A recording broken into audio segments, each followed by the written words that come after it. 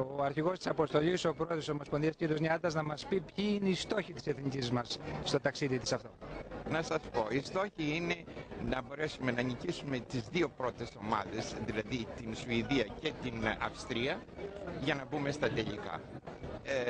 Έχουμε μεγάλες ελπίδες να φτάσουμε στα τελικά και να έχουμε μια θαυμασία θέση και να δείξουμε ότι υπάρχει και ελληνικό βόλεϊ στην Ελλάδα. Στο πρωτάθλημα Ευρώπης. Και εκεί μπορούμε τα πάντα, δηλαδή δεν υπάρχει περίπτωση να πούμε ή θα έρθουμε δεύτερη ή τρίτη. Όλες τις θέσεις είναι ανοιχτές για μας. Φτάνει διότι αισιοδοξούμε. Ο κύριος Λεβαντίνος, ο αντιπρόεδρος της Ομοσπονδίας, να μας πει αν έχουμε τις δυνατότητες να επιτύχουμε τους στόχους που έταξε ο κύριος πρόεδρος. Νομίζω ότι χάρη στην ωραία προπόνηση την οποία έχει κάνει ο κύριος Ζαχάρεβ και στη φιλοτιμία που δεικνύουν οι παίκτες, ασφαλώς θα πρέπει να κερδίσουμε την Αυστρία και τη Σουηδία. Επίσης, ελπίζω να έχουμε μια πάρα πολύ καλή εμφάνιση στη Σουηδία με την Ισραήλ. Την Ιταλία. Όχι με την Ιταλία, έτσι και έτσι. Αλλά το Ισραήλ στο Ευρωπαϊκό Πρωτάθλημα πιστεύω να έχουμε μια πολύ καλή εμφάνιση. Στην Γαλλία δεν νομίζω. Ευχαριστώ πολύ. Παρακαλώ. Κύριε Μπεργελέ, σαν ένας εκ των βοηθών του κυρίου Ζαχάρεφ, τι προβλήματα αντιμετωπίσατε στην προετοιμασία της εθνικής? Το πρόβλημα των στρατευμένων. Πλην των στρατευμένων από αγωνιστικής πλευράς, ας πούμε, είχατε κανένα πρόβλημα? Από αγωνιστικής πλευράς όχι. Όλα τα παιδιά ήταν φιλότιμα και προσπαθήσαμε να το βοηθήσουμε πάρα πολύ στην προετοιμασία της ομάδας. Η ομάδα αυτή τη στιγμή σε ποιο τομέα είναι ισχυρότερη και σε ποιο είναι το μειονέκτημά της, κατά τη γνώμη σας? Το μειονέκτημά της είναι λίγο στην αμυντική γραμμή. Άρα είναι ισχυρότερη στην επίθεση, στα καρφιά. Καλώς, σας ευχαριστώ, καλή επιτυχία. Ευχαριστώ πολύ. Ο κύριος Παντελιάς, παλιός διεθνής μας παίκτης και τώρα βοηθός του κυρίου Ζαχάρεφ, να μας πει αν είναι ευχαριστημένος από την πλευρά της προετοιμασίας της εθνικής μας.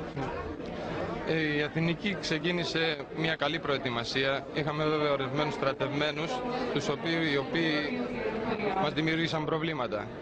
Ήρθαν βέβαια, έρχονται και αυτοί στο ταξίδι, αλλά οπωσδήποτε δεν παρακολούθησαν τον κύκλο των προπονήσεων από την αρχή.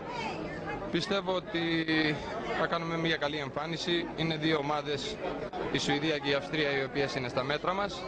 Βέβαια η Ιταλία είναι δυνατή, αλλά πιστεύω ότι θα προχωρήσουμε στα προκριματικά του πρωταθλήματος Ευρώπης. Θα κάνουμε.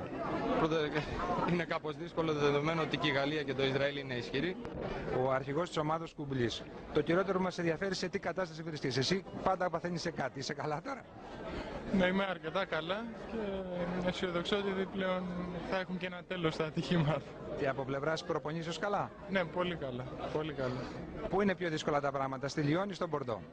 Οπωσδήποτε στον Μπορντό.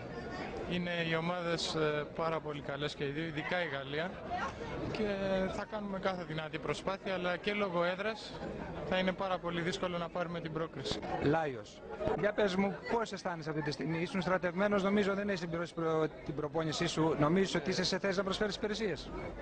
Βασικά είμαι τελείως προπόνηση, χθες έκανα μια προπόνηση, αλλά πιστεύω ότι με την πείρα που διαθέτω πλέον τα παιχνίδια βοηθήσω την ομάδα. Σαν στρατευμένος θα είσαι και σε καλή φυσική κατάσταση. Κάθε άλλο. Από φυσική κατάσταση μέτρια, όχι καλή. Τι πιστεύεις ότι μπορούμε να κάνουμε στο ταξίδι? Για το κύπελλο δυτικών χωρών πιστεύω ότι μπορούμε να βγούμε μεταξύ 5ης, 4ης και 8ης. Για το πανευρωπαϊκό μάλλον δύσκολο, γιατί η Γαλλία μέσα στη Γαλλία δεν χτυπιέται. Ευχαριστώ πολύ, καλή επιτυχία. Γιώργατζής, για πες μου, την Ιταλία μπορούμε να την κερδίσουμε στο κύπελλο Ανοίξεως? Είναι πολύ δύσκολο, δεν την έχουμε κερδίσει ποτέ στην ιστορία του βόλεϊ, αλλά θα προσπαθήσουμε να φέρουμε το αποτέλεσμα. Κατά τα άλλα, την ομάδα πώς τη βλέπεις? Είναι ικανή να παίξει κάποιο ρόλο?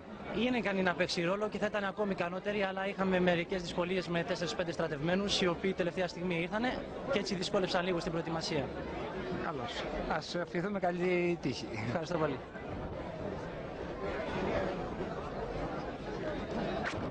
Αντωνιάδης, για πες μου, πού νομίζεις ότι είναι πιο δύσκολα τα πράγματα, στο κύπελλο Ανοίξεως ή στο πρωτάθλημα Ευρώπης?